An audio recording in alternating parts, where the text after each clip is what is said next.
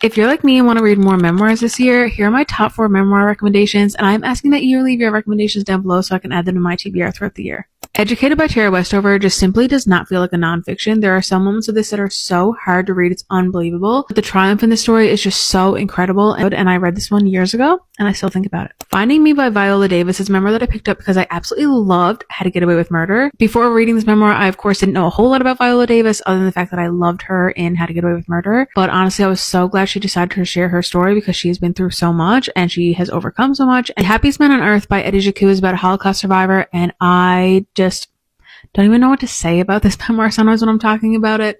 It's such a hard read, but yet it's so uplifting in the way that he writes things, and his perspective on life is just so beautiful. There are definitely moments in this book that still feel uplifting, even though this is quite heavy. And while it is heavy, it's very important. Glass Castle by Jeanette Walls actually did remind me of Educated, in the sense that it is about this very dysfunctional family, and while they are dysfunctional, they still have love for each other and they still protect one another in a lot of their own way. The story is another one about resilience, and it shows the resilience of such young children throughout the book. I will say check your trigger warnings for all of these memoirs that I've talked about today because all of them can be quite heavy at parts.